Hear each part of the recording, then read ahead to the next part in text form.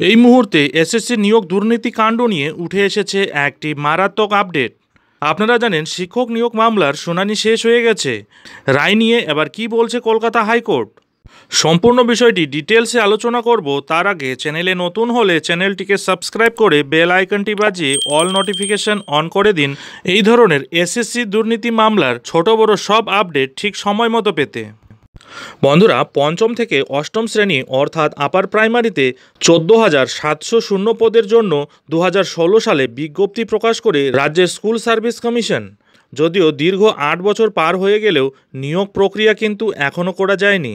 সম্প্রতি কলকাতা হাইকোর্টে এই মামলার শুনানি শেষ হয়েছে, দ্রুত রায়দানও করা হবে।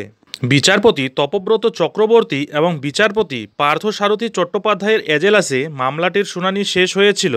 মামলাকারীর পক্ষের আইনজীবী আশিস কুমার চৌধুরী আদালতে আগেই জানিয়েছেন, বহু চাকরি প্রার্থী তারা স্কুল সার্ভিস কমিশনের যে প্রথম প্যানেল প্রকাশিত হয়েছিল তাতে তারা অন্তর্ভুক্ত ছিলেন, অথচ চূড়ান্ত প্যানেল প্রকাশের পর দেখা যায় প্রথম প্যানেলে যাদের নাম ছিল তারা অধিকাংশই বাদ পড়ে গিয়েছেন বলে অভিযোগ।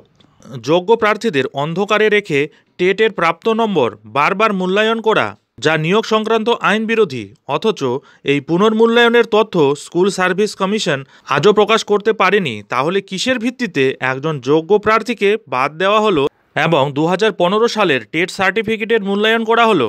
তাদের প্রাপ্ত নম্বরও তাদের জানানো হলো না।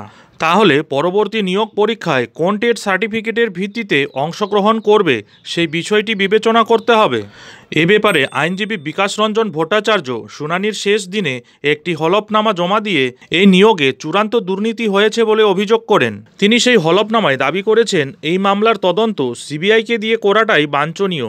আইনজীবী বিকাশ রঞ্জন ভট্টাচার্যের এই আবেদনের তীব্র বিরোধিতা করেন আইনজীবী কল্যাণ বন্দ্যোপাধ্যায়। তিনি এই মামলায় বর্তমান মেধা তালিকাভুক্তদের হয়ে আদালতে সওয়াল করেছেন।